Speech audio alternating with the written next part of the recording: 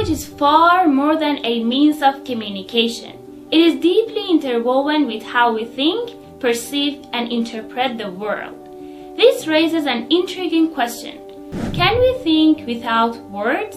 Philosophers and cognitive scientists have long debated whether thought is possible in the absence of language or whether language itself constrains what we can imagine or articulate. Many scholars argue that language profoundly shapes our cognitive processes.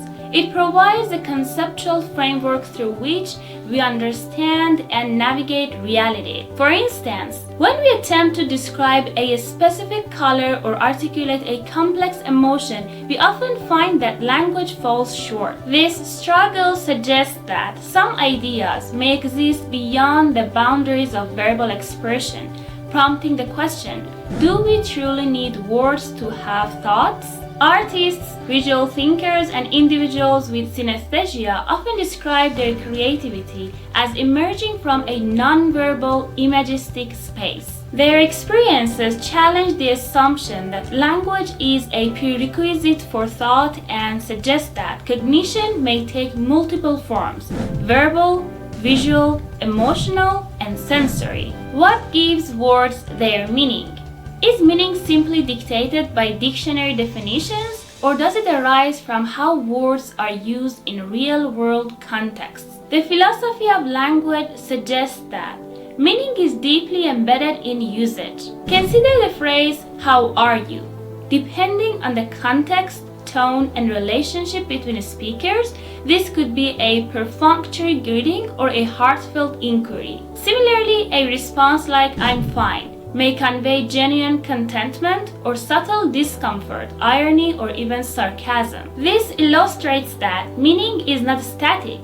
Words derive their significance from social conventions, contextual cues, and shared understanding. A word like tree has meaning not because of an inherent essence, but because speakers of a language collectively agree on what it refers to. Does language merely reflect reality, or does it actively shape our perception of it?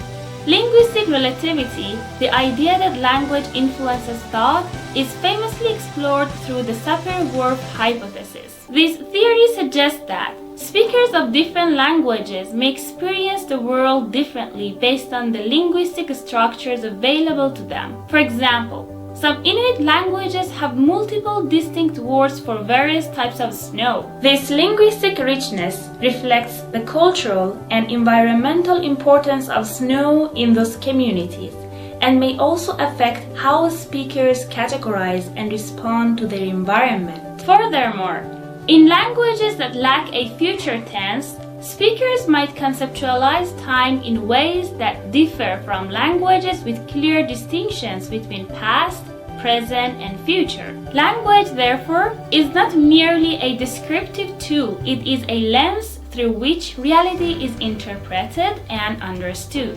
Effective communication encompasses more than just the words we speak. Nonverbal cues such as tone of voice, facial expressions, gestures, and situational context play a critical role in how messages are conveyed and received. Take sarcasm as an example.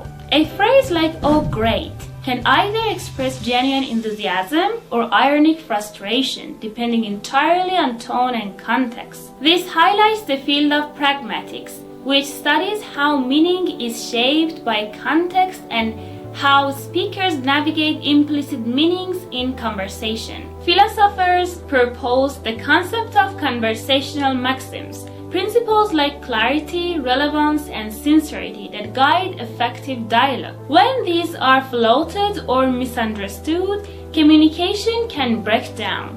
Thus, meaning is co-created by both speaker and listener, relying heavily on shared expectations and social norms. Language is also a powerful vessel for culture and identity. It embodies traditions, values, and collective memory, influencing how individuals see themselves and relate to others.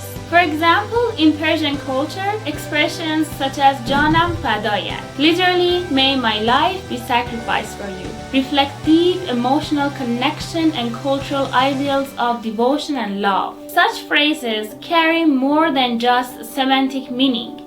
They encode historical, emotional, and social nuances that connect speakers across generations. Moreover, as language evolves, it can reshape cultural identities. Conversely, the loss of a language often signifies the erosion of cultural heritage.